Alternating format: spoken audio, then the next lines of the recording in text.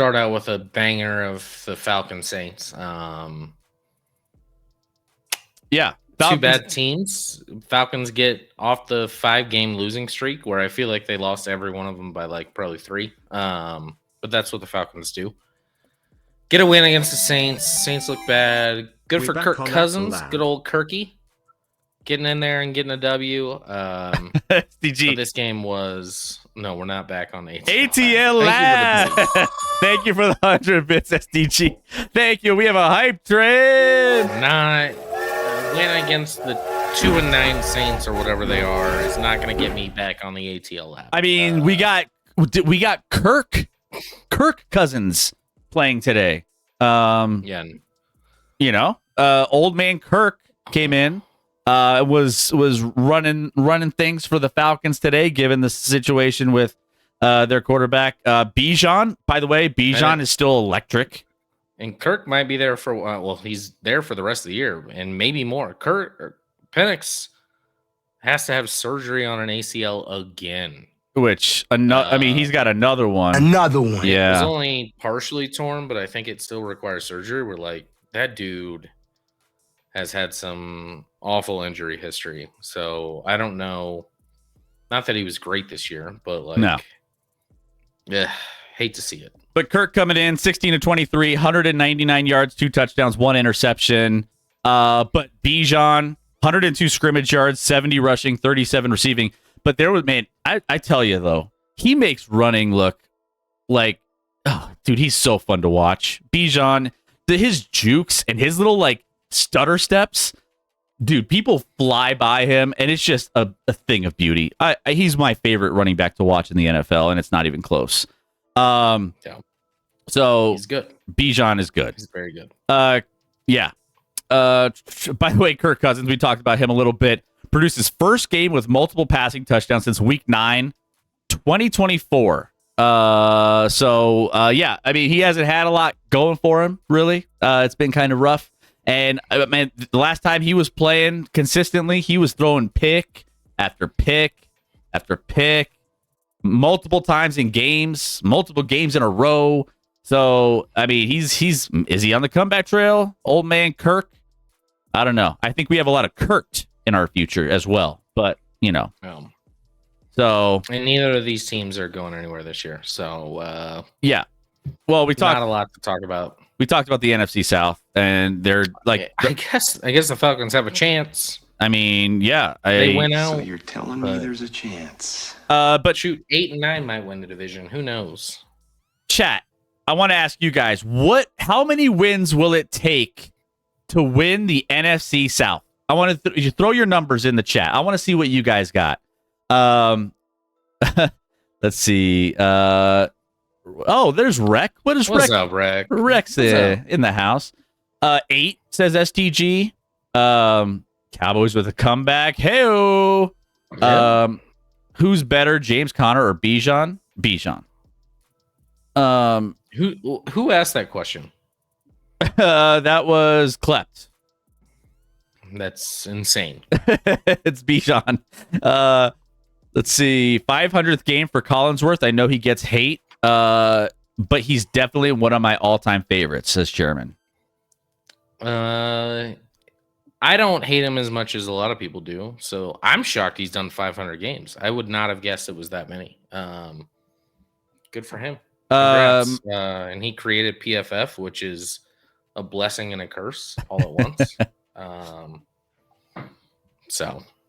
Let's see. We got 9 wins. 8 Bucks and Panthers play twice in the last 3 weeks. And we'll see. I mean, if Baker's out, what does that mean for the Bucks moving forward? I don't know.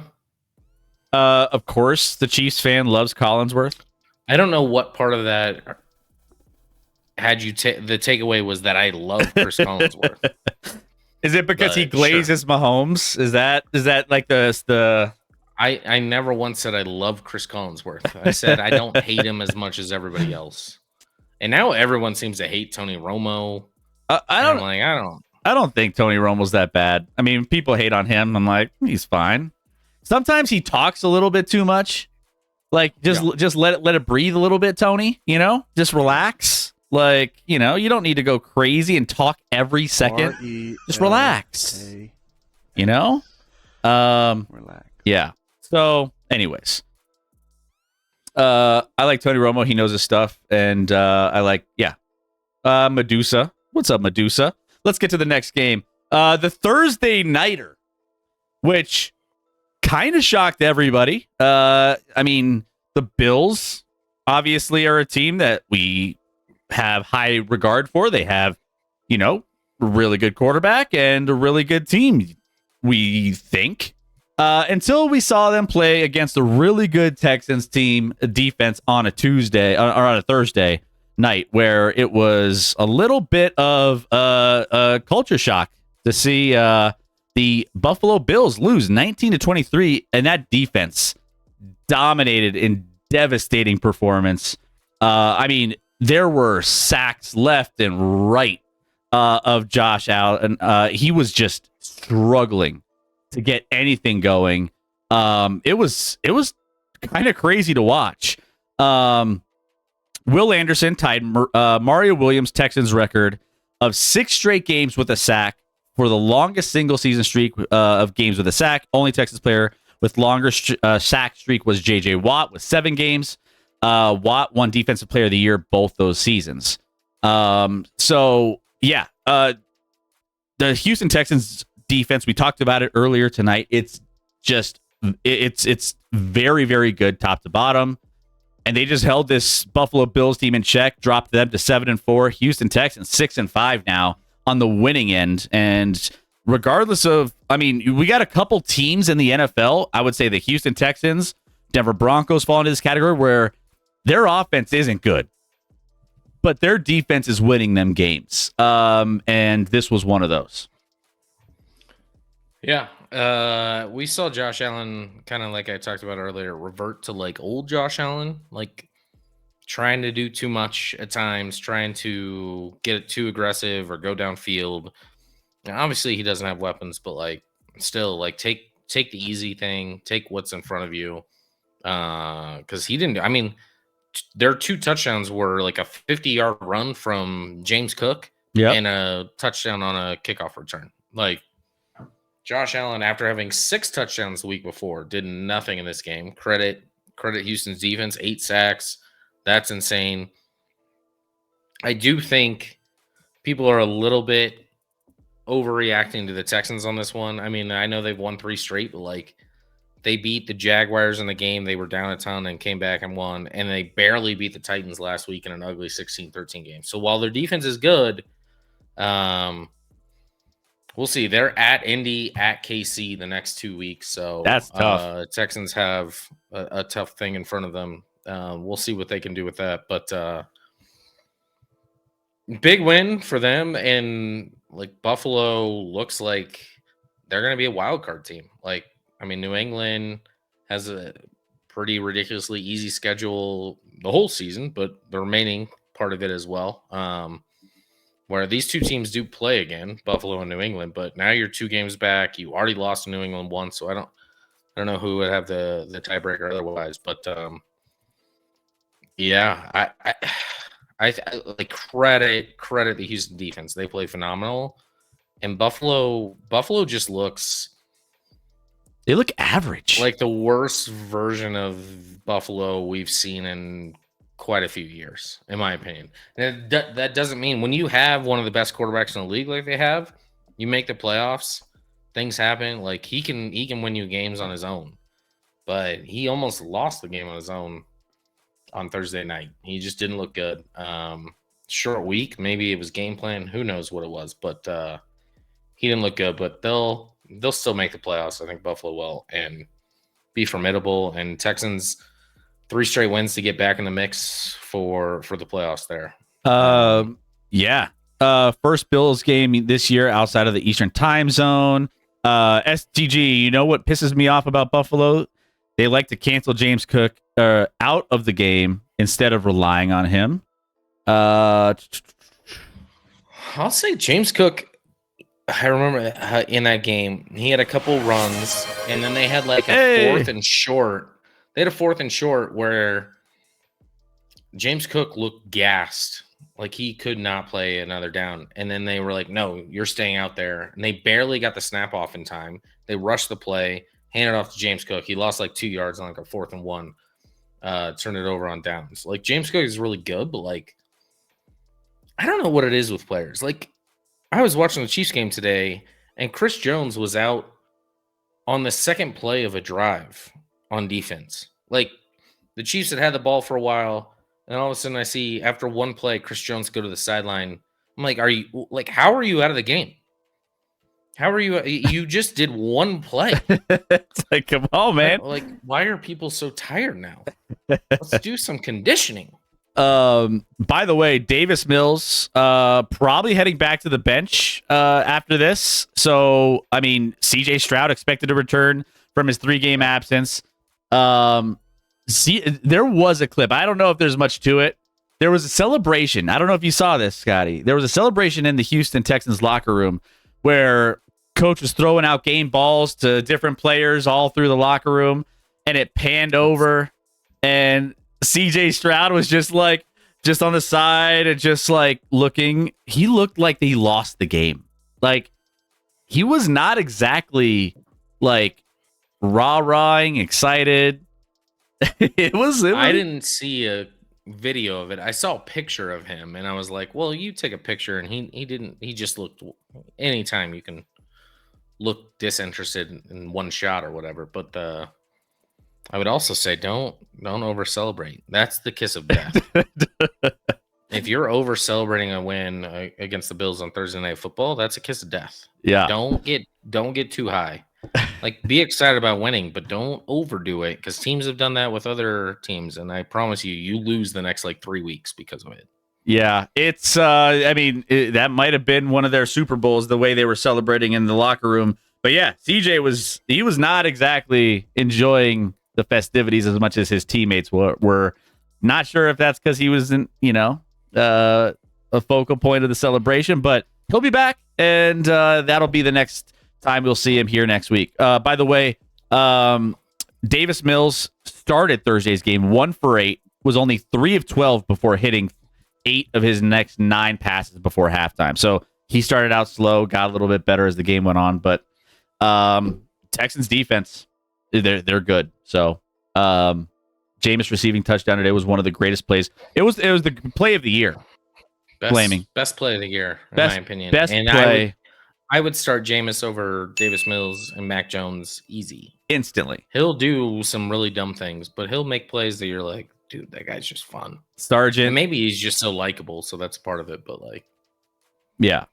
They ate buffalo wings on the field. They did eat buffalo. I saw that. They had like a tray of buffalo wings they were handing all the players, and they were all eating buffalo wings after the game.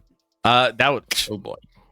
I mean, I'm always hungry after, a good workout. Wings always hit the spot, So anyways, Bills drop. Texans get a dub. We're gonna 4, 6, and 5. I mean, the Bills aren't. I mean, they should make the playoffs. I'm not like sounding an alarm, but there's a world where they don't somehow. If they keep playing like they did on Thursday night. Yeah. Let's get to the next one here. Browns and Raiders. And here's the thing. There's not a lot that we should talk about, but everyone is kind of talking about Shedeur Sanders. Shedeur comes in to Las Vegas as a 3.5 code yellow rope. Yeah, no, go for it. Comes into the Las Vegas game as a 3.5 point underdog on the road and ends up getting a win for the Cleveland Browns. It's crazy to think that I think in the last how many starters that the Cleveland Browns have had over the course of the last foreseeable, past. I don't even know if that's a thing. He is one of the first quarterbacks to win a game. His first game since 1999. 42 says Sergeant. Yeah, there it is. Comes in and gets the win here against the Raiders. Raiders looked like they were on life support half this game. They did not look good whatsoever. It's like they weren't even showing up in this game. And it was pretty concerning. But yeah, it was Myles Garrett, by the way, continuing 3 sacks Sunday. Myles Garrett became the 3rd player since 1982 with at least 17 sacks in their first 11 games. With this performance, he set a new career high for sacks in a season, 18. So he's the dude. He's the dude, and he feasted today. I mean, defense's feasting is part of this Thanksgiving week, I suppose, because all of them are feasting at the moment. Between Houston, you got the Cleveland Browns feasted on the Raiders today. It was just not even a close game today. But yeah, the Raiders, they descend deeper into darkness, which, I mean, that's kind of their thing. So they're right at home. So you like that. If you're a Raiders fan, I guess. I mean, let's go. I guess. I don't know. I think that's just kind of what they do, right? But that being said, let's fucking go. Let's go. Yeah. I guess. Myles Garrett is daddy. Bless his heart for staying in Cleveland. Well, he stayed in Cleveland and he's getting all the accolades, but they still suck. So he did what he had to do to get his stats, you know? Myles never leading the leagues in sacks. It's crazy. Yeah. So he's the sack king right now. Myles Garrett should win DPOY. Should. Yeah. I know they're trash, but he's still the best defensive player in football this year. And Rack, don't come at me in the chat with like TJ Watt nonsense. Totally. Well, TJ he passed his brother for more sacks in his career on a sack fumble today. TJ Watt is not it this year. Yeah. By the way, there was another weird play. I was watching this game for a little bit because it was on every single second of this afternoon's on Red Zone. Did you see the weird play for Jerry Jeudy? That he got caught. Did not know that dude was there at all. The awareness of Jerry Jeudy on the play where I don't know what he was doing. He just he saw 2 guys in front of him, slowed down. I don't know if he was trying to what he was trying to do there, and just gets blasted from behind, fumbles the ball, goes to the ground. Jerry Jeudy definitely had a parlay. I mean, he might have. The way he played that catch, I was like, I think he just had no idea that guy was there. But that was a great play. If you watching that play live, I could tell Shador looked off, guys, knowing exactly who he was going to throw to. Jerry was wide open, but he looked off people, so they were going a different direction, and then threw to him. Jerry didn't finish the play too good. Those guys might have a good connection moving forward because they might be best friends because they seem like similar personalities, Shador and Jerry Jeudy. Just a little about themselves. Let's just put it that way. Oh yeah, post-game press conference. It was all about how, man, all I need is a full season, full off season, and I'll be good. Let's see if I can load this Jerry Jeudy play for you guys, because if you missed it, it was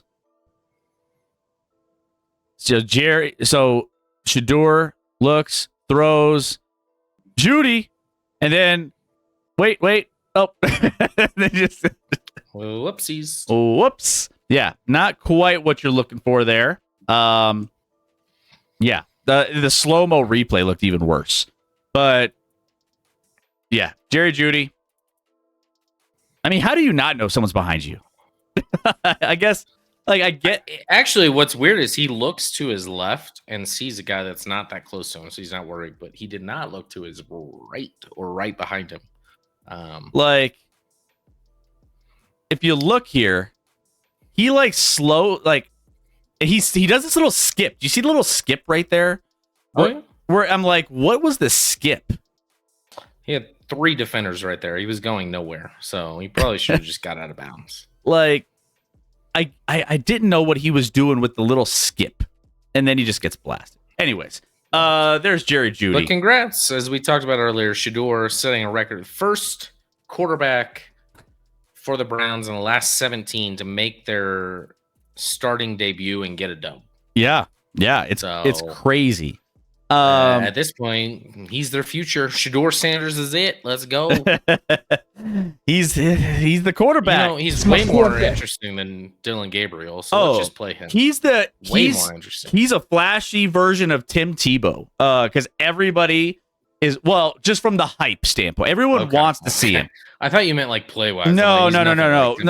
Where people have been begging to see him, and they finally see him, and the people in front of it, like you can't go back. They get a dub. You get a dub. You can't. You can't go back. You cannot go back to anybody else on that roster now. Like you're stuck. What's up, Broncos? Do they have a Saturday game moving forward? Like I could see Dion just skipping the CU game and going to Shador's game instead. Wait, yeah. Like I don't think they. I know I'm supposed to coach today, but Shador's playing. I'm gonna go to that instead. Jerry Jeudy was Chris's boy once. He was, and then we shipped his ass out, and now he's. Shador should be a two-way player. I don't know what you mean by that. Like, is that a joke? Like a two-way, like being serious. In what way? Because the dude is slow. It's always shocked me when he was at CU, and I, enjoyed watching him. But like, I'm like, how are you Dion's son and this slow? Almost as slow as he's not a safety. He's way too slow to play anywhere else. Yeah. Let's get to the next one. Your boys. We'll get to your boys here. Indianapolis Colts and the Kansas City Chiefs in one of the marquee matchups of the day, and the Colts take the Chiefs to overtime at Arrowhead and just fall short. This game, the Chiefs felt like it was a struggle early in this game. It didn't look really good for the Chiefs. It was a little bit of a struggle early on, and then you could kind of feel the mood change as the game went on, and you could kind of feel the Chiefs kind of getting back into a little bit of a rhythm. It was the fourth quarter where the Kansas City Chiefs ended up, putting up a shutout in the fourth quarter, ended up getting into overtime, and they end up winning it at overtime. Patrick Mahomes, 352 yards and 1 INT. Daniel Jones, 181 yards, 2 touchdowns. But Jonathan Taylor didn't really have a particularly great day on the ground. 58 yards. They kind of held him in check a little bit, which, for being the best running back in the NFL, to hold him down, that's a pretty big accomplishment. This was the Chiefs' first one-score victory of the season. They won 11 such games last season. Guys, 12. So was it 12? So so 12 last season. So 12 and 12 specifically, they were 12-0 in one-score games last year. And they were 0-5 this year going into this game, and now they're 1-5 this year. So it's wild. But the Chiefs locked down defensive late. Like they were really good. They went. Shout out to the defense won this game for the Chiefs. Yeah. The offense made some plays, but like the defense, the last 4 drives for the Colts, who came in as the number 1 offense statistically in the NFL, were 3 and outs. 3 in the fourth quarter and 1 in overtime. All 3 and outs. The Chiefs defense, who I've been dogging on a little bit, that I have not been impressed with, I'll give credit where credit's due. They balled out in that second half today and played phenomenal. And frankly, they gave up 20, but one of those was Mahomes' the second offensive play of the game for the Chiefs was a pick that set up the Colts at the 3-yard line of the Chiefs. So I'm not going to discount the defense for giving up a touchdown on a 3-yard drive. But the defense was great today. It felt like finally Spags drew some shit up for a change.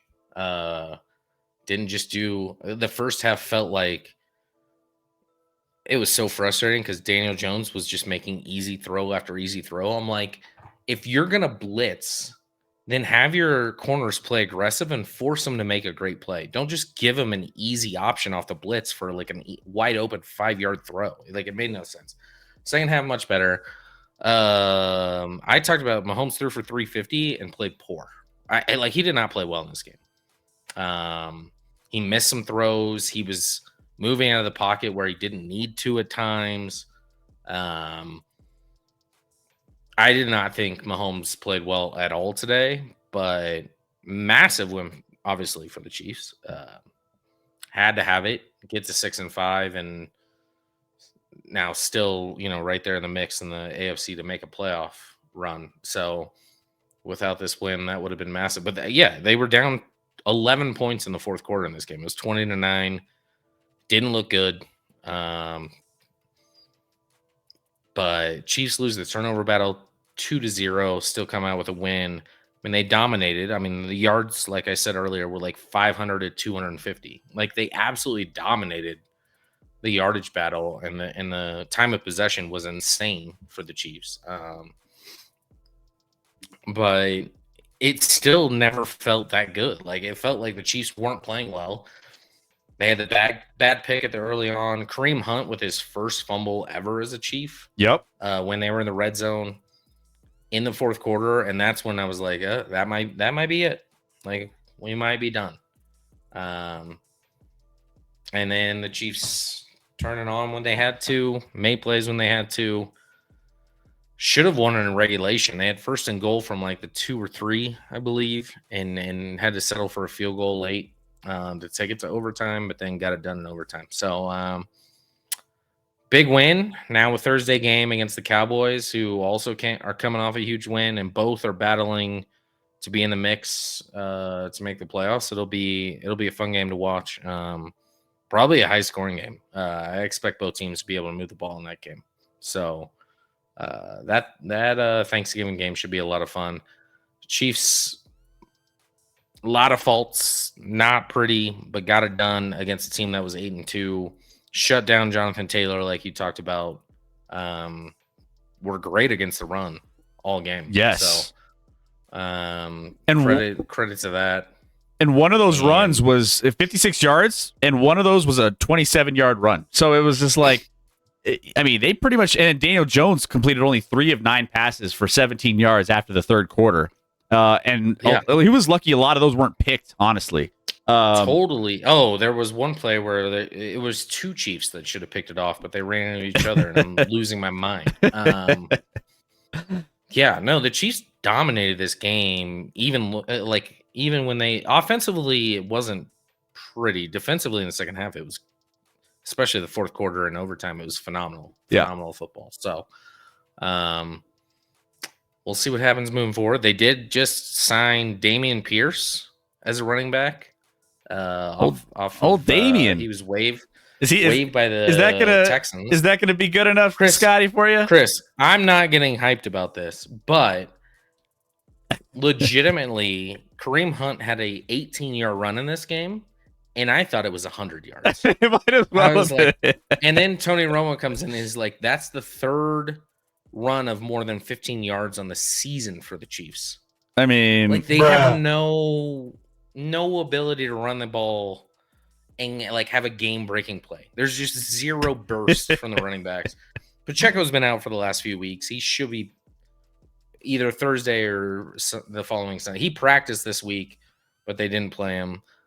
And then Dameon Pierce, we'll see. I'm not like hyped about Dameon Pierce, but also when I hear someone tell me after 11 games we have 3 runs of 15 or more yards, not good. That's a problem. So I'm hyped about anybody that's new. Like anybody that could get us, I don't know, 20 yards from on occasion. Because literally, I was so hyped after Kareem Hunt's 18-yard run. I was like, I can't believe it. And then we're like, that was 18 yards. I'm like, I swear that was 50. I swear it was 50. It felt like 50. That's how bad our run game is. Like Kareem Hunt is very good at short yardage. I'll give him credit on that. But like when we run the ball, we're never getting 15 yards, obviously. as a case in point. 11 games, 3 carries of 15 or more. That's insane. And everyone's like, the Chiefs finally ran the ball today, which they did. They had 30, I think they had 30 carries, but that's just because they had the ball the whole time. I mean, Mahomes had like 45 pass attempts. They had the ball the whole game. That's why they had all these plays for both sides. So I'm not expecting big things from Dameon Pierce, but like you never know. You add a new guy to the mix and see what happens. So we'll see. And I heard from your boy Mike Chris, that the Broncos were really pursuing Dameon Pierce as well. Well, the Broncos, Broncos, they have running back problems, issues with running back. J.K. Dobbins out. Yeah, so. Dobbins, and then I think they're trying to figure something out. Damian stealing it's true, I guess, right? Damian stealing the Texans playbook. He's trying to he's trying to little insiders info, right? Trying to get a little leg up. And real quick, another comment in the game today that seemed unnecessary. Tony Romo pointed out that the Chiefs took Clyde Edwards-Helaire in the same draft as Jonathan Taylor when Jonathan Taylor was still available. And I'm like, why do we have to bring that up? We don't have to bring that up. It's unnecessary. Just leave that alone. I am aware of it. Don't talk about it. And Clyde Edwards-Helaire played today, and he's awful. He's awful. He's so bad. Tony Romo opening old wounds. Yeah, exactly. Yeah, he's unnecessary. Unnecessary. Scotty's forgot what it looks like to see explosive plays for his own team. I mean, yeah, you don't really see those as frequently as you used to. I mean, you had a couple big plays with Rashi today. Like a couple big throws downfield. Rashi had a huge second half in overtime. I mean, he ended up with like a buck. I think he had 9 yards receiving at halftime, and he ended up with 141. So he had some big plays. And there were flashes of old Mahomes, which was like you extend the play, you find a guy, you throw a dot. But like there were other flashes where I'm like, I don't know who this guy is. And as I talked about earlier on, the amount of fucking shallow crosses we do against man-to-man is stupid. We do it every fucking play against man-to-man. We're like, all right, it's man. Go ahead and just run a shallow crosser. And it's like, I don't know. Maybe the defense knows what you're doing. Maybe fake the shallow cross and break out to the outside. The whole fucking second half, Romo was like, throw it outside the numbers. Throw it outside the numbers. And then the Chiefs were like, no, we're good. We're good. We don't need to do that. And I'm complaining about a game where Mahomes threw for 350, which is obviously a lot of yards. But at times it was very frustrating.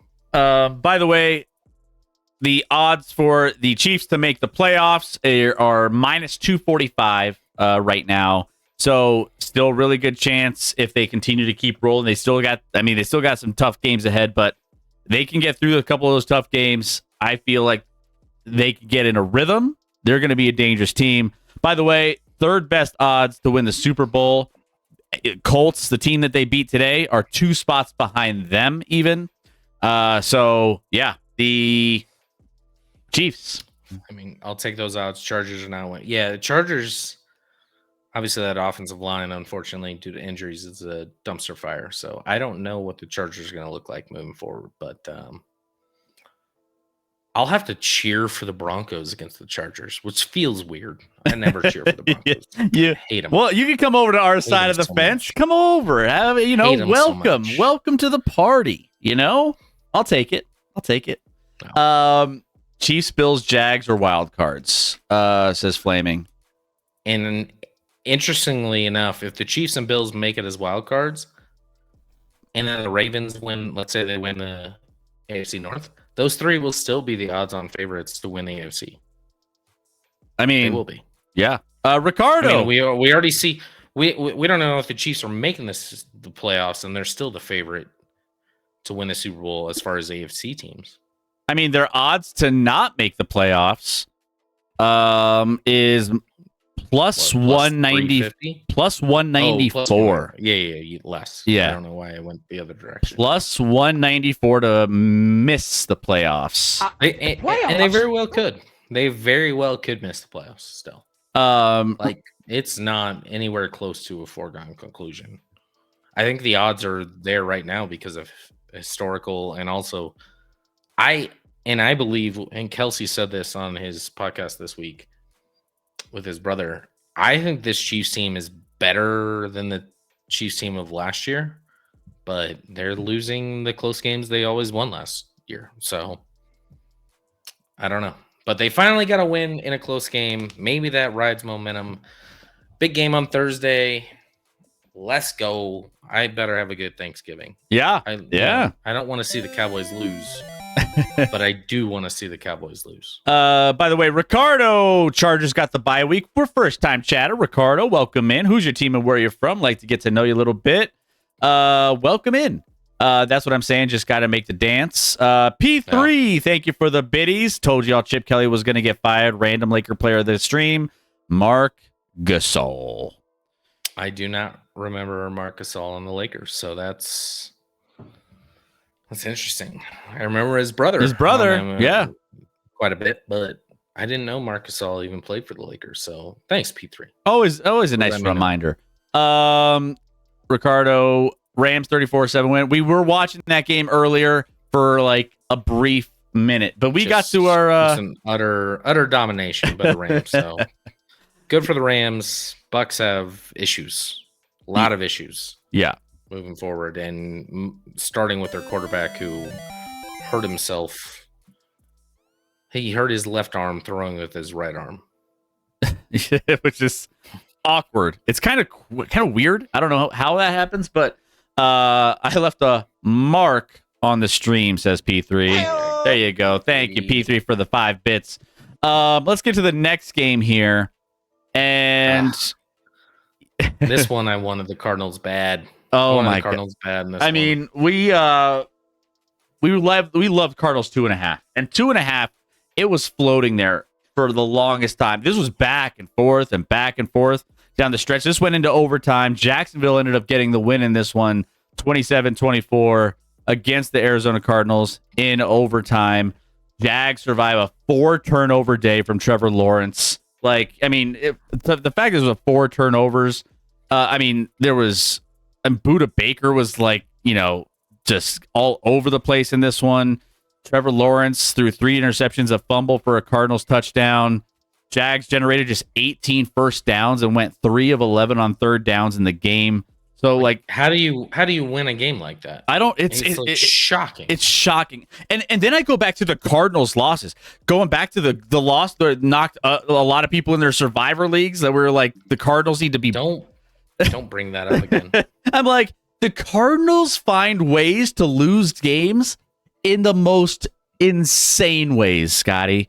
And this, like, I mean, they had their chances, and yet it's crazy. This was Lawrence's first career win in a game with 3 or more giveaways.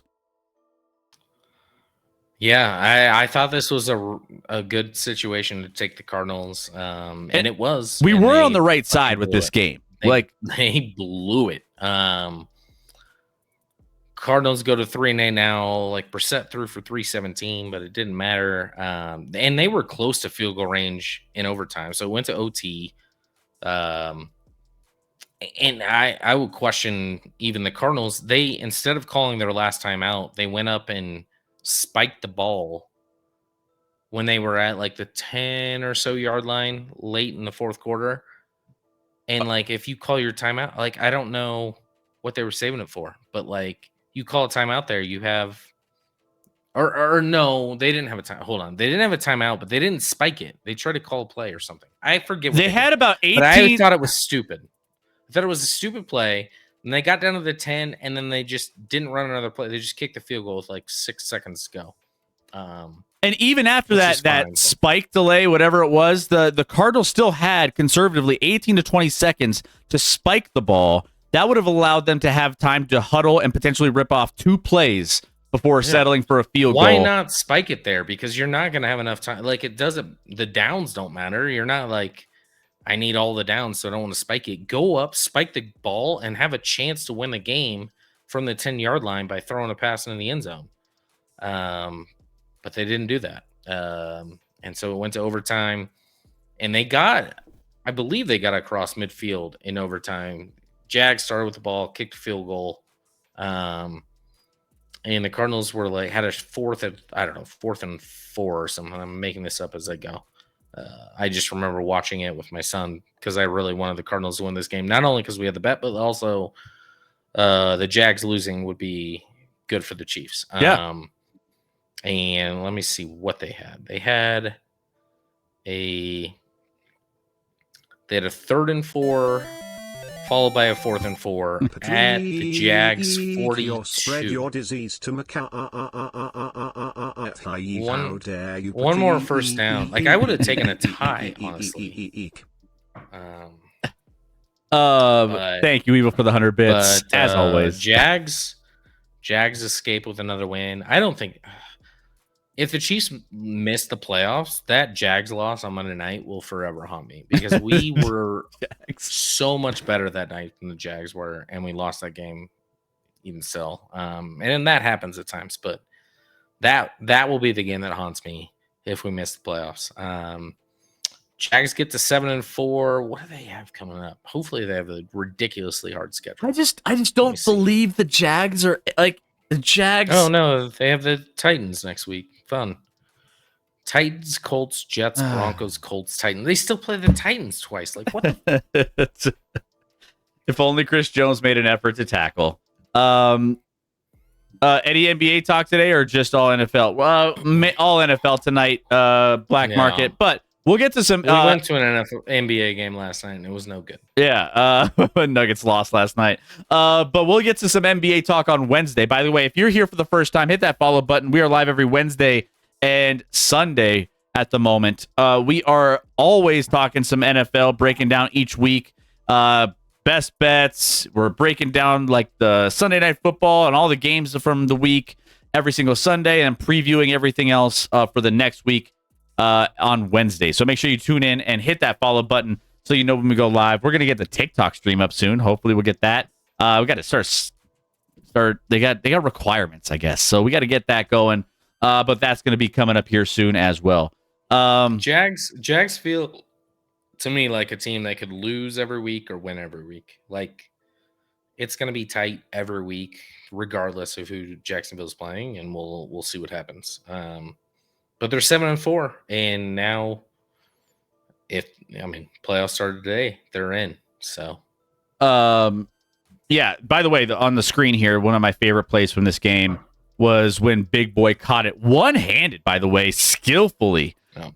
Interception here by Trevor Lawrence pops up one-handed, and like that they called it a fumble. That was his fumble. He had 2 other interceptions. They called that a fumble. I guess he got hit before his arm was going forward. They called it a fumble, but either way. Yeah. Jags will be 6 or 7 seed, but they were trash and not worthy of the playoffs. Agreed. I don't know how they're ripping off. Like I said, the Cardinals find ways. They're not a very good football team. They find disastrous ways to lose games. Disastrous. 3-8. I mean, the Jags were 2.5-point favorites against a 3-7 team on the road today. I think that speaks volumes of what people value the Jags are, and they're not that good, but they're winning football games. Somehow, matters. 7-4 on the season. The Cardinals dropped to 3-8.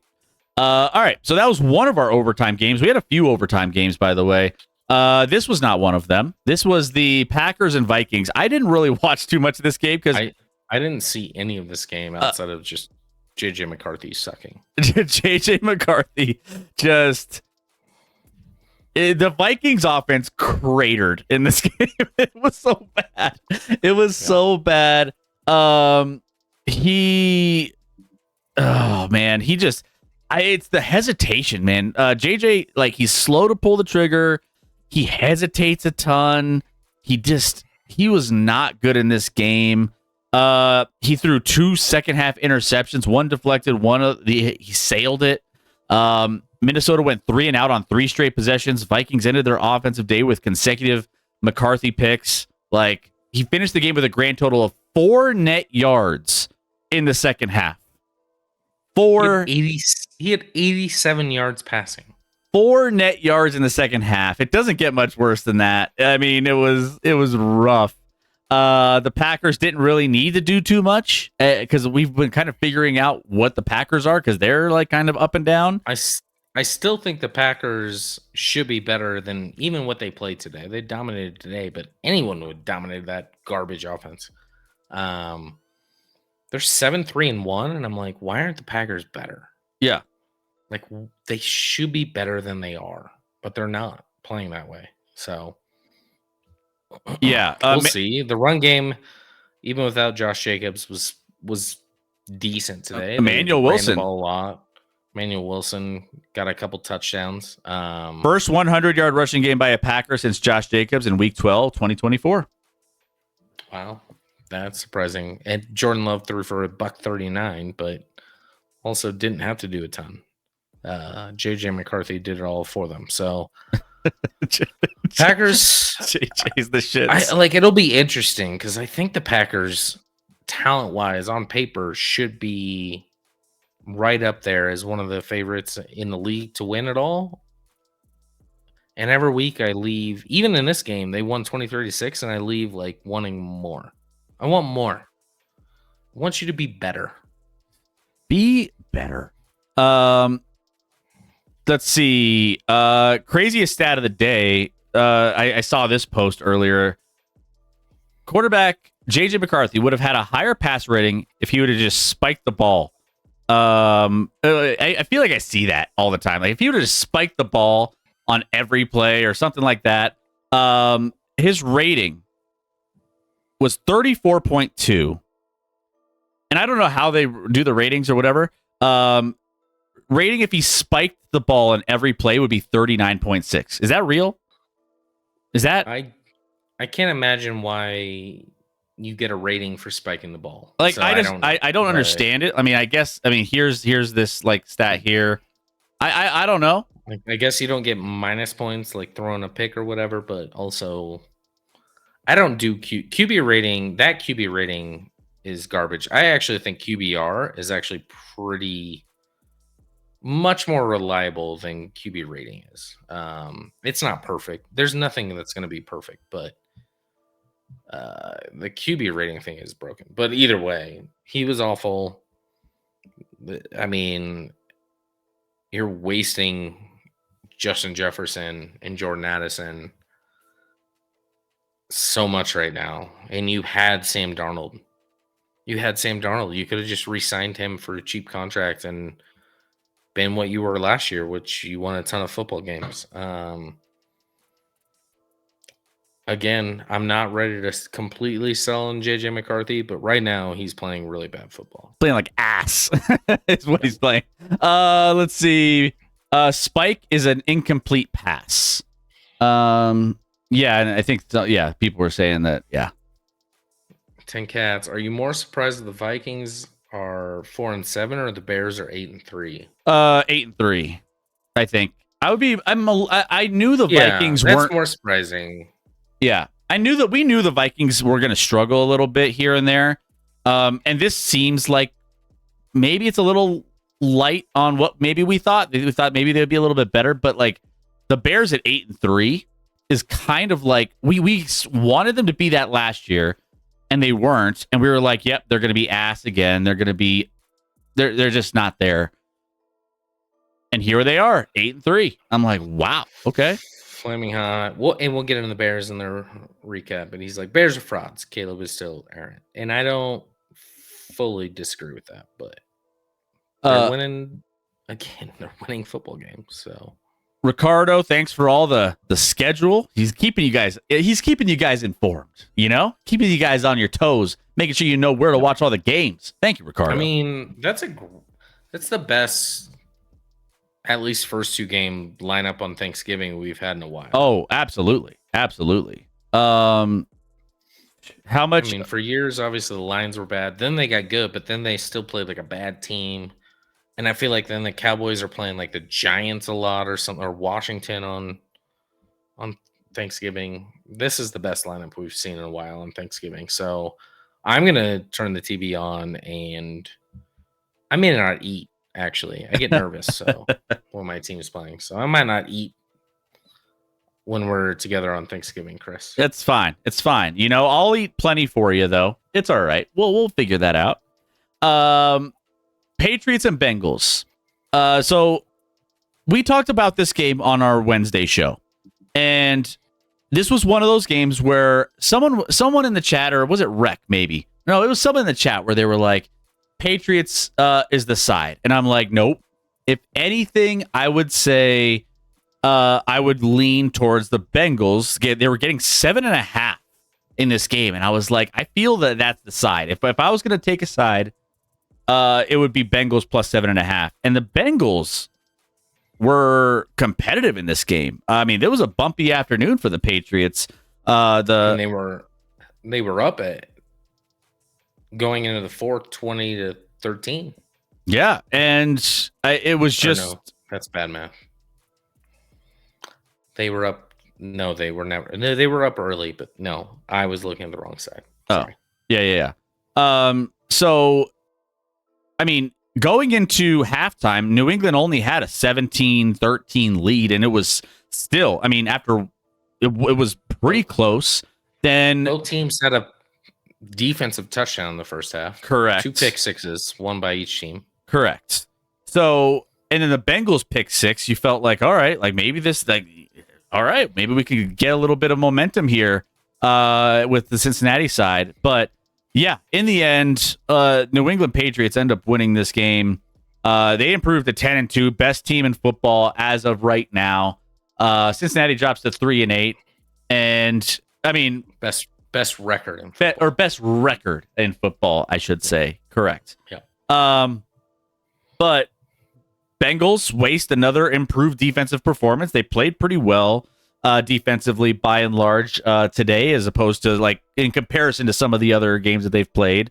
Patriots become the first team to reach double-digit wins in 2025. This is the Patriots' 20th season since 2000 with 10-plus wins, most of the NFL over that span, and 4 more such seasons than the next team, which was the Packers with 16.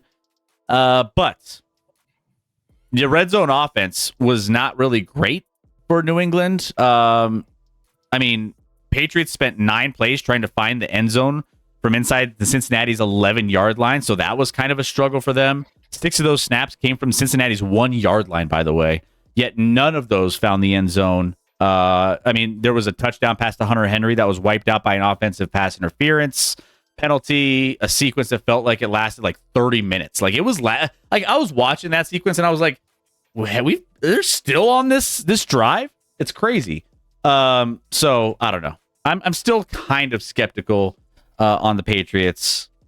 I mean, Drake May's good. I don't think it's fair to say it's even skeptical. They're 10-2, but they're not a great football team. They're a good football team. They're not a great football team. I think that's obvious.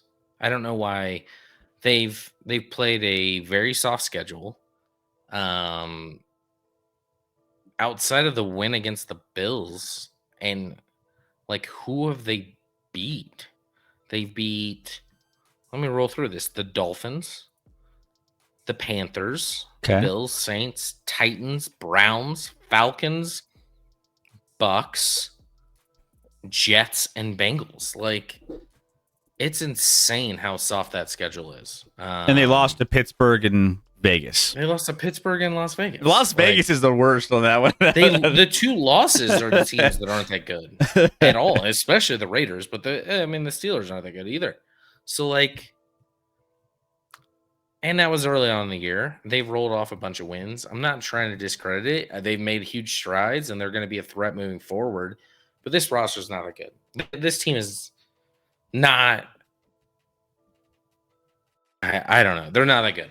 They're not that good. I'll just say it. Bills is a good win, but then you see these head scratching games by the. Win. I mean, it is a good one. Even though they do have the Bills. The Bills like flop against the Dolphins, and you're like, "What Bills are we getting?" Or they flop against the Texans. The Texans, yeah. I mean, so the Bills have been inconsistent. So while it was a good win at Buffalo, they play them again. So we'll see what happens there. They had last week. They had a couple measuring stick games left. and I think Bills was one of them. They play the Ravens and the Ravens, as well. Which the Ravens, And then they have the Giants, Jets, and Dolphins. I mean, Chris, like they most likely, it's not all the relevant possibility that they're the number 1 seed in the AFC. With the, I mean, it's very likely. it's they have a better chance than anyone else. Yeah, at being the 1 seed in the AFC. And I don't think a lot of people would take them to win. No, whoever wins the 1 seed in the AFC, because right now it feels like it's the Patriots or Broncos. Chris, no one's taking them. I think the Patriots are going to get locked that up. I think the Patriots will finish with it. I just have a feeling. I don't know the tiebreakers between right now. They're 10-2. Broncos are 9-2. I don't know the tiebreaker situation, but we'll see what happens. I mean, Broncos don't have exactly. I mean, they have an interesting slate: Commanders, Raiders. So like they should win the next 2 weeks. But then they have Packers, Jags, and Chiefs. So like those last 3 will be interesting. Yeah, I mean, I think Packers, Jags, Chiefs, and Chargers, I should say. So last 4 should be interesting. And those division matchups are always interesting too. So yeah, I mean, from a pure schedule standpoint, New England should walk away with the number 1 seed in the AFC. Pat's got playmakers at every level. Pat's, do they? Who's their wide receiver that's like Stephon Diggs at 40? I mean, is it Hunter Henry? Like, what are their playmakers? Travion Henderson. He's coming on. I'll give him credit. And Drake May's play great. Like, and that defense is playing well, but it's against bad teams. I gotta see way more before I believe in the Patriots. Rager, what's up, Rager? Bills is a good win. Yeah, Bills is a good win. What's up, Rager? How we doing? By the way, guys, if you're here hanging out with us, hit that follow button. If you're new to the channel, love to have you here as a part of the community. Diggs is still a dog. Yeah, when he's engaged, he can be. I don't know if Diggs it's consistently enough. I would not rank Diggs as a great number 1 option at this point in his career. And maybe I'm missing on what his stats are this year, but I don't think they're like crazy. Yeah. Well, Patriots are in the driver's seat, 10-2, and they have a path. They have a path. I was looking at the odds too. I think again, I think I said they were in. Diggs is averaging 59 yards per game, which puts him, not bad, but not great at all. And again, the New England Patriots have the 10th best odds to win the Super Bowl this year. Yeah, 10th best with a 10-2 record. So that just we're not the only ones. People know. We're not the only ones. We're not outside haters of that here. Guy that runs Barstool. He thinks they're like the best in the league. But anyone from Boston. Anyone from Boston, you know? So, it is what it is. I'm not saying they're not good. They feel very Broncos-ish to me. I feel like they're very similar teams. But I would like in different ways, but like the level of the team feels similar. Yeah. Which is good, but not great. But then no one's great in the AFC, so.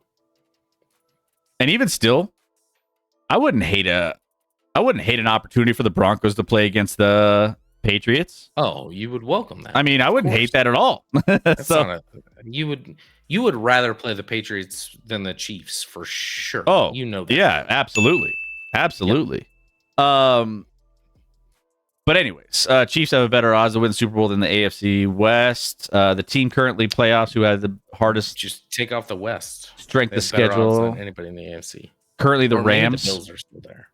Yeah, I think the Rams. I mean, yeah, the Rams, man. The Rams are the best team in football right now.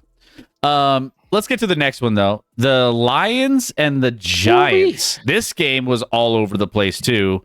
It felt like the Lions just. It was a struggle for the Lions in this game. Escaped with the win in this one. I mean, I was watching this game. I was like, do the Lions want to win this game? Jared Goff looked like he got carried over from last game. Sacked 3 times, several drops. nearly doomed the Detroit Lions because they just kept getting drop after drop. Jahmyr Gibbs was like, I can't let this team lose. So he threw out a crazy game. He had 69 yard run to the house. Too long in overtime. Yeah. Which he had another 45 yards and a score and 11 catches. Like he was all over the place. 264 of the Lions, 494 yards, and three of their 4 touchdowns. Like he was just a monster. But like Jameis Winston, then you had Jameis Winston, the quarterback and receiver. He had a good game across the board where he was just like doing a little bit of everything. One of the favorite plays of the week was Jameis Winston. I'll pull it up here in a second. Season Of the season. And the Lions never led until overtime in this game. Yeah. And it took a 59-yard field goal to even get it to overtime at the end of the game. So like, not that 59's not makeable, it is, but like that's, I don't know, 59, what is that percentage wise? Like close to 50-50, I would imagine. Yeah. Whether you're going to make that or not. Bates made it, and then they got that touchdown from Gibbs on a 69-yard run in overtime. And this was a huge win for the Lions. They lose this game, they're in a world of hurt because they have Packers, Cowboys, Rams the next 3 weeks. So it's going to be tough sledding, even at 7-4. They kind of feel Bills-ish to me this year, like where like something isn't clicking with them and they're not on the level they were the last couple of years for whatever reason. Doesn't mean if they make the playoffs, they can't make a run and do something dangerous, but they're not playing to the level they have the last couple of years for sure in Detroit. Yeah, it seems. I mean, this was a home game. You got to take care of business, you know? And I brought all the stats. Like I told you all the stats of like what like this should have been a dominating performance by the Detroit Lions. I mean, I laid out everything for you. I was like, I mean, they're what, 22-8 against the spread after a loss, 8-0 straight up. When the spread is more than 4 after a straight up loss, like, I mean, Goff indoors after a loss, 24-7 against the spread in a bounce back game at home, indoors, controlled environment, like all of it. This should have been Detroit running away with this game, and they just couldn't. And it was just really perplexing. Not even close. They barely got a dub. And those are the kind of things that stand out as, I think that's a red flag. I think that's a really big red flag that like this isn't the team that's doing what they normally do. And why is that? Keep in mind they've had a lot of coordinator turnover because everyone wants their coordinators after the success they've had. And I feel like that's probably a part of it. But something's not clicking in Detroit right now. Kyle, first time. Ken, they're 7-4, so they can figure it out, but they got to figure it out soon. Kaioken style, welcome in. First time chatter. This Giants loss was not a surprise, though. Jameis Winston airing 2 bombs to Wandale was the highlight. I mean, I would say this is the highlight. I mean, the highlight is Jameis. Maybe line up like when Jackson Dart's healthy next year. Maybe put Jameis out wide. just line him up outside. He was. See what happens. He was doing his best. Like Calvin Johnson impression here, just throwing dudes. He was. Jahmyr was the best player on the field, maybe in the league, and that win was on his back. Gibbs is right there. Is like, I mean, that draft with Bijan and Gibbs couldn't go wrong with either. No, and both are clearly very dynamic at the running back spot. So I would probably rank them top 2 running backs in the league if I could just pick a guy off a team. Jameis is Lorge. Is it weird that he looks thinner? I don't know if it's just the uniform with the Giants or he lost weight, but he looks skinnier actually. I mean, this happens every year. Everyone always like counts out Jameis, and they're just like, you know what? Like he's our backup. You know, we're never gonna try. It's not a good plan to go to Jameis until you need to, and then he does shit like this, and you're like, man, why do we always sleep on Jameis? Jameis has never had a great defense. You give Jameis on a team with a decent offense and a good defense, and let's see what happens. Maybe people argue Tampa, he had that a little bit. He did leave, and then Tom came in and won a Super Bowl. But, you know, they were playing at a different level then. Is Jameis an idiot at times? Yeah, he's the only quarterback that's ever gone 30 and 30, right? I believe. Yeah, I mean, I know he did it. I don't know if anyone else has 30 touchdowns and 30 picks in a season. But he's at least fun to watch. I mean, he's worlds better than Russell Wilson. The fact that the Giants started Russell Wilson over Jameis Winston to start the season should be investigated. It should be like what's going on? It's my quarterback. That's malpractice right there. I mean, Jameis Winston completed 10 passes of 20 plus yards today. One of which was Wan'Dale Robinson, 39-yard touchdown. Like he was every time I looked up throwing bombs downfield, and I was like, man, it's so exciting to see that. I mean, it's always like you're on the edge of your seat because you never know when it's going to be a pick six or something. But yeah, Sargent makes a good point. 2020 vision following a 30-30 season is legendary. Yeah, he got like LASIK after that season. He's like, I can finally see. I'm like, well, maybe that should have been something we discussed prior to the season. Who knew? How's your vision? Can you see? Do you see colors? Do you see colors, Jameis? You can the fact that he was just throwing the ball downfield without being able to see is wild. And he was still good in some of those games. It's because Jameis tends to do a lot of good and then immediately tarnishes that momentum with interceptions. Yeah. He's the ultimate magic or tragic, you know? Yeah, that game against the Broncos last year, that was like a Monday night game where he threw for like 500, but then he threw like 2 late interceptions that cost him the game, like a pick six and then another awful pick. And you're like, well, that's the Jameis. That's the Jameis we know. It's a lot of it's good with a lot of also what the fuck are you doing? But man, is he not the happiest guy ever? He's the best. I'm not going to lie. Best personality in the league. He will make your locker room a happy one. And he will make your social media for your team a happy one.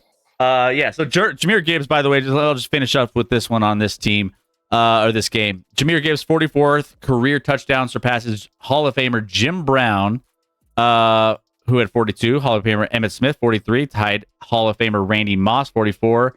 For the second most touchdowns of any player prior to their 24th birthday.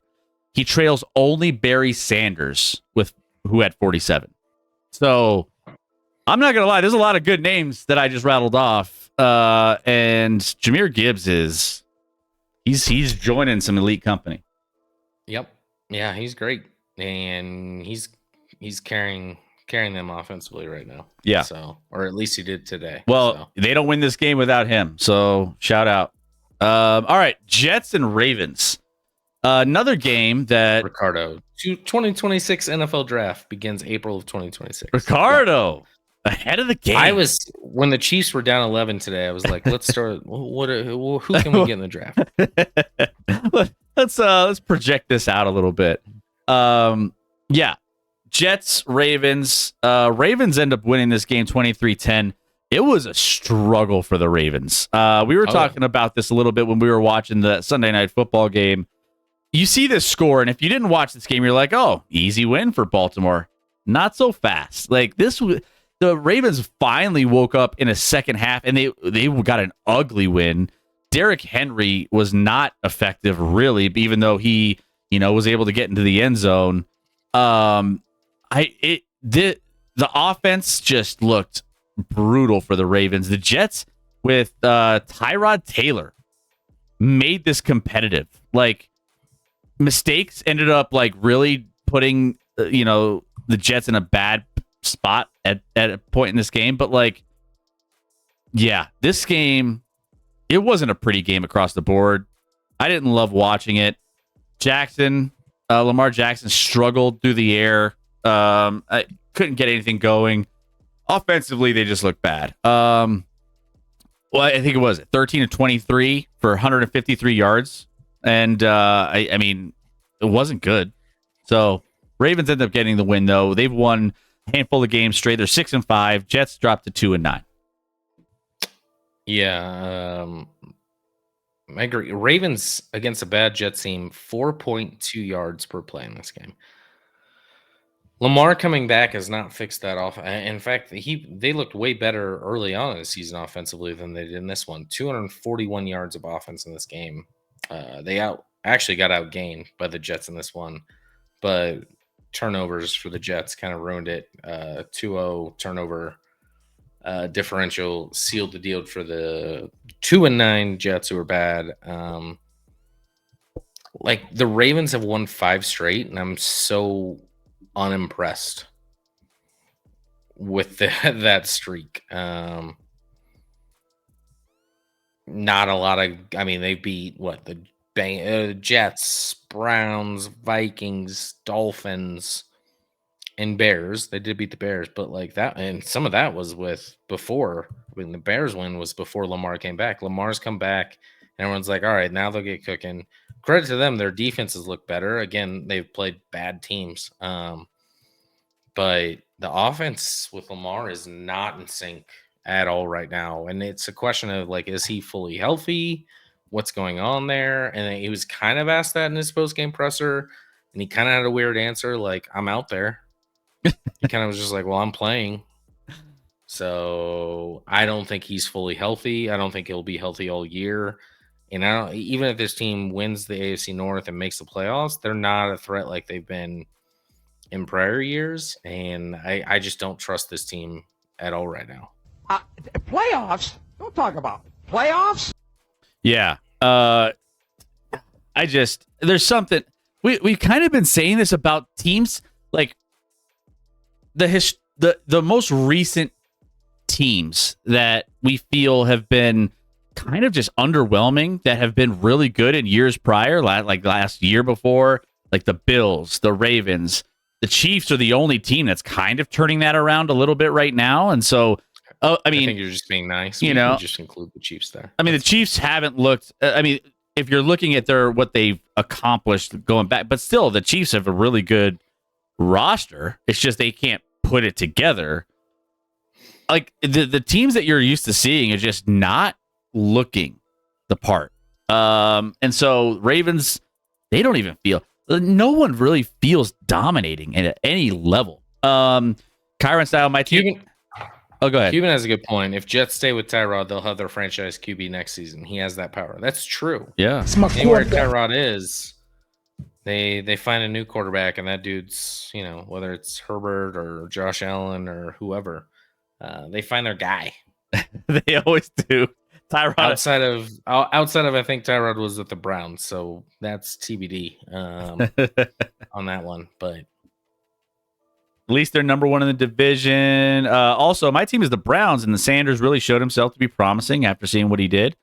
I mean, you can't go back, so you're on the Sanders train from here on out. Let's see what Shador has. I mean, why not, right? I mean, if he's got time to throw, I think he could be a very good quarterback. Just stop he running needs around. A very good offensive line in front of him. Yeah, agreed. But he's got all the arm you need. He can make the throws. He's just his progression is slow, and then he does weird things where he tries to make a play, and it turns out he's not fast like his dad, and he gets sacked for a 20-yard loss for no reason. That's my biggest issue with Shador. Yeah, but I mean, you like what you see, right? I mean, we talked about that when we broke down the Cleveland Browns game. I'll be rooting for him. Yeah, I want him to do well. Yeah, it's how it took playing bad Raiders team, and he that dude. I mean, Hey, McDuggets, let a Browns fan be excited. They don't have much, You just gotta, give it to them. Just let them be excited about a W with a new quarterback. All right, relax. Just let him have it. Shador made some plays. Can't deny that. I mean, yeah, he did. He did. His arm, he can sling it and he can be accurate downfield. I'll tell you that. Like he can make plays. He's a great deep ball thrower. Yeah, great deep ball thrower. Absolutely. And he's got all the arm strength. It's just a matter of don't make the minus plays. But we do have some questions around the Ravens. Jets are the Jets. Eagles and Cowboys. What a finish to the afternoon. I'll tell you that. I'm not gonna lie, Scotty.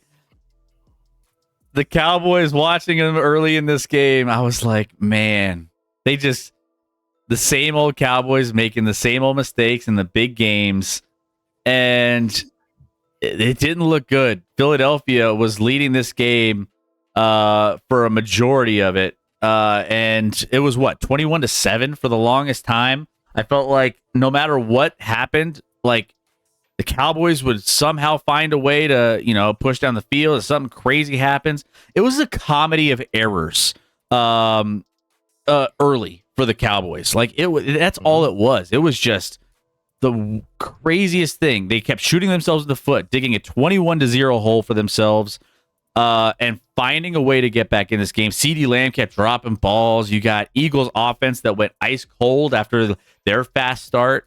And we had Dallas plus 3.5, and I was like, we're dead in the water before this game even started.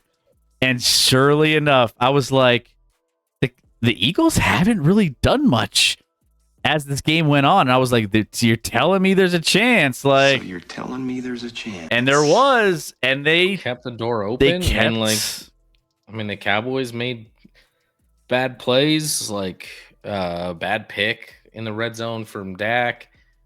They get a muff punt and they don't do anything with it and end up turning it over on downs instead of taking the lead late. But Saquon with a fumble, it was back and forth trying to hand this game over both ways. Aubrey missed a kick too, weird. Aubrey missed a kick. The Eagles kicker missed a kick as well. So both teams missed a kick, but Aubrey missing a kick is very, very rare. Great resolve and a great comeback. CD, like we talked about earlier, was not good in this game. Couldn't catch the ball. I think someone in the chat said is Pickens wide receiver 1 in Dallas right now. Yeah. I think so. Yeah. I think so. Now, it'll be very interesting because he's a free agent. What happens there? I think Dallas will absolutely try and re-sign him, and I think he probably wants to stay in Dallas, but he also just wants to get paid. And then once he gets paid, what happens with him? Because he's a little bit of a head case. But Casey would love Pickens. I think every team would love Pickens' talent on the field. But what resolve from the Cowboys to come back in a game they were down 21-0, make some plays, get back in the game, and get a win in a game I felt good about the whole time. Never a doubt. Going into the game, I felt good. At 21-0, I was like, all right, well. Part of me was like, well, the Cowboys lost, but maybe now they'll just be so unmotivated for Thursday. That'll help the Chiefs at least. But I was happy that the Cowboys won, no doubt. So that'll make the game on Thursday more interesting. Both teams are riding highs. Great win by the Cowboys. Eagles still have some issues offensively. There's no doubt about that. The defense isn't playing as well. They're not playing up to the standard they were last year either, but they'll still be in the mix. But any day that Sirianni gets pissed off and loses is a good day for me. It's a good day. Tony Romo got passed up by Dak Prescott for the most passing yards in Dallas Cowboys franchise history. So shout out to Dak. He's been there a while. He's earned it. By the way, Eagles blew a 21-point lead to Dallas. The collapse tied the biggest blown lead ever by a defending Super Bowl champ, last matched by the 2003 Buccaneers. Biggest blown lead by a Super Bowl champ. Let's go. STG, they may franchise Pickens And then Sargent asked, "Can a player refuse a franchise tag?" No. Refusing would be holding out and not playing, but then you're not getting paid at all. Mhm. So that's your only option, to refuse a franchise tag. I don't think they'll franchise tag Pickens, but it's possible. I'd just be surprised. The game has changed so much. We expect the kick under 60 to be made. Chairman's also like, I'm not a Cowboys fan, but wow, this game was enjoyable. It was a very enjoyable game. That fucking face of that head coach of the Eagles. I could never cheer for that team based off of that dude's face. You could be Le'Veon. Even if they were like the Browns and awful, I would still always cheer for them to lose based off of his face. You could be Le'Veon Bell. Sit out in season, wasting your prime, and then shit in the bed. CeeDee Lamb, as I said, upset me. He cost a lot of points. Well, imagine Pickens going to Philly next year. He's not going to Philly. I don't know about that. They have enough money tied up with AJ Brown and Devontae Smith. They can't pay Pickens, but. And I didn't watch this game because I hate both teams. That's fair. Yeah. It'll be a fun one. Dallas and KC Thanksgiving. Oh, that's gonna be fun. Can't wait. AJ Brown felt like he was happy. He was catching a lot of balls today. He got a touchdown and he caught some balls. Did he? Joe Quills, AJ Brown could be gone after the season. For you not to have to pay him to be gone, you have to find someone to trade with, and I don't know if anybody's trading for AJ Brown at that price point. Saquon selling hurt to watch. I mean, Saquon is a shell of him. Like, I don't know that, but they're not using him either. Like, he's had a rough compared to what he did last season. Last year he was unstoppable. This year's been very different. Yeah. Late response to the Raiders comment, but I know it would be taken away from us that we beat a poverty team. But Sanders still played really well when a guy like Max Crosby was on defense. No, yeah, and we're not taking away. It was a good first start. Yeah, it was a good first start. And I get being excited about it. If you're a Browns fan, like, you need something to get excited about, and Shador is more exciting than your other Dylan Gabriel, in my opinion, by far. So, and it's been rough roll there. with him. Let's see what happens. It's been rough there for quarterbacks. Like, it's been rough. So you'll take anything you can get. And again, we're all excited. I mean, Shador might be the one player that is going to be highlighted on a bad team, given the circumstances of where the Browns are. The Browns are going to get on TV, and they're going to be in social media, and they're going to be there's a lot of Browns exposure coming for a team that's not very good, and that's not necessarily a bad thing, especially if he's playing well. Yep. Didn't know Crosby played CB and safety. He doesn't, but you guys see Myles Garrett's reaction to that 50-yard bomb? I mean, did not. Yeah, I saw it. I saw his face reacting to it. Yeah, it was good. Oh, when Shador threw a 50-yard bomb. Yeah. Oh, I did see that. Yeah. I was thinking like they had one against them, and I was like, I didn't see that. Yeah. I know what you're talking about. Yeah, he was excited. He's like, finally, we have a guy that like is a playmaker at times in the QB spot. Let's get to the next game here. Steelers and Bears. The Bears. What's up, Rec? Hey, Rec. Where's Rec at? Where's Rec? His internet's choppy. Let's just say Rec is busy writing articles because the Pittsburgh Steelers lost this game. You look up and you see the Bears at 8-3. You're like, huh? Is that a mistake? Is that a typo? No, it's not. The Bears, they're 8-3. Believe it or not, the Bears are 8-3. Pittsburgh loses this game. They're 6-5. The Bears defense hung in for dear life. It felt like in this one they were trying to do everything they could. Mason Rudolph filling in for the injured Aaron Rodgers still. So I mean, He had the ball at the end of the game with a chance to tie or take the lead, but the Bears got a 4th down stop. So, I mean, Bears, they were down their starting 3 linebackers and lost 2 more during the course of this game. Montez Sweat had a big game. He had 2 sacks. Rudolph couldn't really rally the Steelers into this win. And Williams did just enough. Caleb Williams did just enough. He missed some throws. But, I mean, Bears got the win in a close one. Bears winning a lot of close ones right now. Starting out 0-2, winning 8 of 9. This game was, back and forth quite a bit. A lot of the game, Pittsburgh was ahead, and Chicago surged, then they got up 10, and then took control of that game in the fourth quarter. But I didn't see a ton of this one because it was in the early slate when I was watching my Chiefs, to be honest, Chris. But Bears are winning close games, and credit them for that. They have 2 massive games ahead on the road at Philly and at Green Bay. Their next 2. So I think we'll learn more about that. I mean, they have a tough slate. They still got to go to San Fran. They still play Detroit, and they still have to play the Shedeur Sanders. So not an easy slate for them. But if you're a Bears fan, you got to be, regardless of what happens, at least you've seen strides. You've seen Caleb Williams make strides. Yeah. You're winning close games. You're a competitive team. At 8-3, are they an 8-3 team? Probably not, but like they're a solid team. Finding ways to win. Finding ways to win, which is the name of the game in the NFL this year.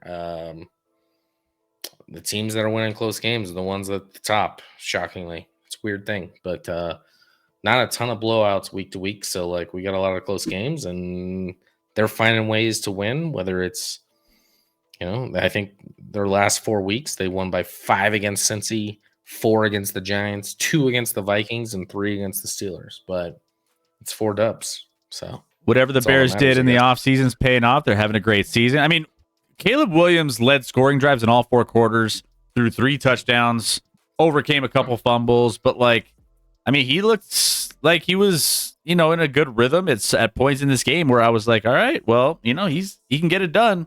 By the way, Steelers linebacker TJ Watt, 115th career sack, passing his brother, JJ Watt, for the NFL's all-time list.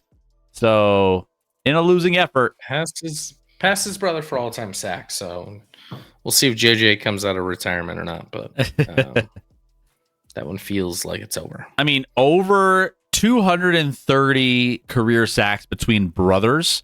That's pretty good. Ironically, listen, TJ Watt's a great player. Peak JJ Watt and peak TJ Watt, it's not close to me. JJ Watt was definitely the better player. JJ was a monster, man. JJ was so good. Definitely the better player. Deco, I picked coming up in the middle, a D tackle. He was so good for a 5-year stretch. I picked the Steelers and they lose. I don't pick them and they win. I hate the Steelers. Welcome to my world. There's a reason why I have a chip. Don't ever pick the Steelers. Don't ever go near Steelers games. You never know. Or just do the opposite of what you think. JJ was like baby Ray Lewis. Different positions. So. Yeah, but either way, JJ was nasty. He was a monster for those years when he was winning Defense Player of the Year. I think he won a couple, if I'm not mistaken. Yeah. He was incredible. So you're looking at the Bears right now. The Bears currently leading the NFC North at week 12. Which is wild. They lead it. And that's a division with the Packers and the Lions. Yeah. To be leading that division right now, their differential is -3, which is kind of awkward. That shows flaws, and they still play the Packers twice. And the Lions once. So. Packers differential +61, Lions differential +83, Bears -3, and yet 8-3. 8-3 with a 4-game winning streak, leading the NFC North at week 12. You'll take that if you're the Bears. Guru, what's up, Guru? Look who it is. Broncos beat the Chiefs. Let's go. You're a couple weeks late. Or a week late. Well, you're a week late, Guru. We needed you I'm last focused week. on the Chiefs winning today against the team you lost to. We needed you last week, Guru. What's going on? Welcome back. It's good to have you. Bears are catching on late. Yeah, I mean, I'm curious to see how the Bears handle.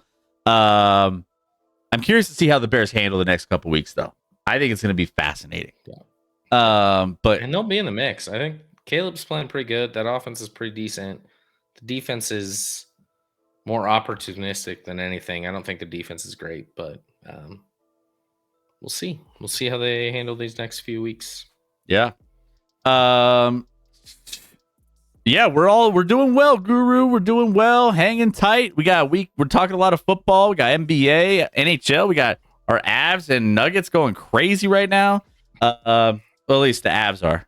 Nuggets going through. Nuggets are fine. They're 12-4. AG's out for insane. AG's out for like 6 weeks. So go figure. It's gonna be a rough ride, but Seahawks and to be honest, Caleb has to improve. Yeah, he has worlds of improvement he can make, but he's come a long way from last year. So I mean, and that's all you can ask, because there are quarterbacks that aren't taking strides. There are quarterbacks that aren't getting better. So you'll take that. Let's get to the Seahawks and the Titans.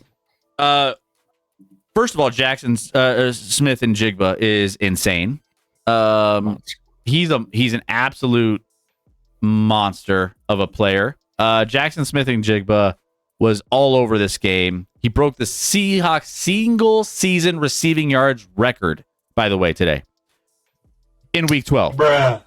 They've played 11 games. In week 12, he's already passed DK Metcalf's 1,300 yard mark, and he is still pacing at an insane level. Like, I mean, today Darnold threw for 244. Jackson Smith, JSN had 167. That was like the whole offense, passing wise. He became the third player in NFL history with 75 plus receiving yards in at least 11 consecutive games within a season in NFL history. Marvin Harrison Sr. and Cooper Kupp in 2021. SCG, he's going to cost us $40 million a year coming up. Like, he's not going to be cheap. But this game, I mean, Seahawks were in the driver's seat, and obviously this was one of our best bets. We had 13.5, and the Seahawks felt like this was... They were up 20 early, 2 minutes into the third quarter. Yeah, and Tennessee... Or midway through the third, I should say. Or they were up 20 and then they got up 20 again. Tennessee with two scores. Yeah. It's not great. I mean, since they fired their coach, I think the Titans have covered in 3 straight games. I mean, they're backdoor covers, but they're still competing late in these games. Cam Ward played well against a defense that's given, experienced quarterbacks trouble, and still finished 28-42, 256 with a touchdown, 37 rushing yards. But I mean, given the circumstances of him being a rookie and learning, and he had a couple kind of cool plays throughout the course of this game that kind of, all right, Cam Ward feel like he's coming around. His team isn't exactly great, but he's making some plays. So you like that. But otherwise, what do you mean by not exactly great? The team's awful. They're awful. And I don't know what Cam Ward is yet. We'll see. But the team is awful. They did let his friend from Miami play today, Restrepo, or whatever his name is. He had 2 catches. Yeah. Really big impact. Sorry. Want to hear a funny fact? Cam Ward outscored Josh Allen and Lamar Jackson. That checks out. I mean, yeah. That's kind of crazy. Those guys had a low bar, but yeah, in this week he sure did. Titans mathematically still alive. Meanwhile, the Giants are eliminated. Are they? They're 1-10. Are they really still alive? Giants are officially eliminated, but yeah, I don't see any The Titans are Titans, they're still, they don't have they're an, eliminated. I don't care whatever it says. they're one You and lost 10. How can you? I mean, I get it, I guess, but like, no, I don't get it. There's no way the season could play out where a 7-10 team, if they won out, could make the playoffs. because of how bad the AFC is and how Well, like, but literally, you're playing teams that like one of the teams has to win, right? Like, I don't understand how they're not eliminated, but good for them. Good for them. They're in the hunt still. I mean, yeah, So you're telling me there's a chance? there's still a chance. Can you imagine the Titans going on a run and like in an AFC East or AFC South? Like, I mean, is it? I mean, they have an 8-3 and 7-4 team in the AFC South. I don't know how great those teams are, but yeah, Colts and Jags. So yeah, Seahawks still, by the way, 8-3, looking good, bounce back. Every week is a bounce back when you play Tennessee. But there it is. Let's go ahead and let's review our picks for the week. And here we go. So the record on the week is 1-2-1. So we salvaged a little bit, Scotty, of this with the Dallas win. Dallas plus 3.5 lock. We knew that. I mean, even when they were down 21, that was clear the whole way. It was clear the whole way. We lost Seattle by a half point. And no, they ended up winning by 6, but yeah. So a lot more than a half point. Or yeah. I mean, yeah. So, I was thinking of the other. So yeah, we had the push on Arizona, which was a field goal, and then Las Overtime Vegas. field goal. Las Vegas got absolutely. Las Vegas was never. I mean, they barely scored 3.5 points in the game, so that was a bad pick on our part. It was a bad that one was the worst pick of the week. I feel like Seattle, if they just didn't take their foot off the gas, would have still covered. Arizona could have gone either way, and Dallas came back for us, which is nice. So could have easily been a 3-1 week, but instead of 1-2-1 week. Yeah, which by the way, we're still 7-4-1 since we've been doing these best bets. So still rolling. I mean, 4-0 week next week throws us in another great spot here with the record. So we're gonna keep rolling with it. And there's some games. I mean, looking ahead, we have our Monday night game, which the Monday night game is Carolina, San Francisco. San Francisco minus 7.5. I don't think we can bet that for next week. No, we Chris. can't. We This can't. week. No, Okay. But we're just talking about just the game for tomorrow. San Francisco should win that game. They're minus 420. They should win this game. Carolina coming out to the West Coast for a Monday night late game. I think Carolina hasn't had a lot of primetime games. I think they might get up for it. I would lean Carolina with the spread there. Yeah. I mean, that's kind of a big number there. And San Francisco still kind of dealing with some things injury wise. And they just didn't they just cut their boy Brandon Ayuk? Brandon Ayuk, yeah, there's some drama going with that. Like, I mean, he gone. Or if they haven't, they will cut him, which that's a weird thing. thing. Him a contract like before last season, and now see ya. Yeah, so some weird stuff for a team that's playing as well as they are. I mean, San Francisco 7-4, third place in that division, and yet they don't feel like a team that I guess is they're not as good as the Rams or Seahawks in that division. They're just not. No. Yeah, Rams 9-2, Seahawks 8-3. Ahead of them. I think they played them the last 2 weeks and got beat up by both. So yeah. So that'll be an interesting one tomorrow. But then again, we have our look aheads on some other games. The Detroit Lions for Thanksgiving, 3-point favorites at home against Green Bay. You got the Cowboys plus 3.5 underdogs against the Kansas City Chiefs at home.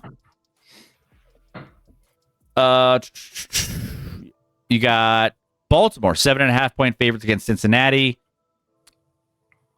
Ooh, look at this one. Philadelphia hosting the Bears. We just talked about the Bears. Philadelphia, 7-point favorites at home. Let's see. Rams, 9.5-point favorites against Carolina. Tampa, 2.5-point favorites against Arizona. At home? At home. That screams they don't. Baker's not playing.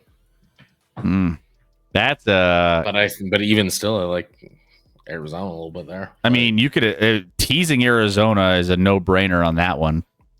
Jacksonville 6.5-point favorites against Tennessee on the road.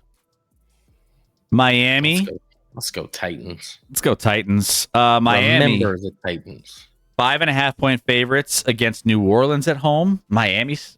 I forget they were on.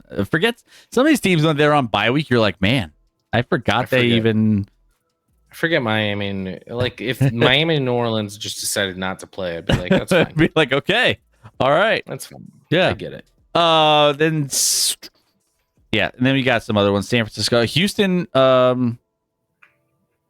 See, Houston and Indy, 3.5-point favorite for Indianapolis at home.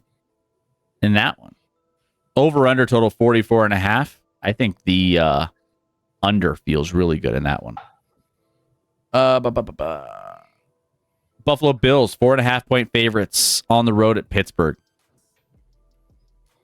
That'll be an interesting game. It's an important game for both teams there. Yeah. So that's interesting. Seattle 9.5-point favorites against Minnesota. Chargers 9.5-point favorites against Las Vegas, and then you got Denver 6.5-point favorites on the road in Washington. Patriots 7.5-point favorites against the New York Giants. Giants been frisky with I like Jameis. I like Jameis getting 7.5 against New England. Yep. I think that might be our best bet of the week. One of our best bets next week. Give me Jameis, especially if he's catching balls out of the side. You know, like throw him in the wide receiver spot. Why not? So there you go. There's some initial thoughts and lines for next week. So, guys, we will be live Wednesday coming up for the Thanksgiving special. We'll be doing all of the games, especially all those Thanksgiving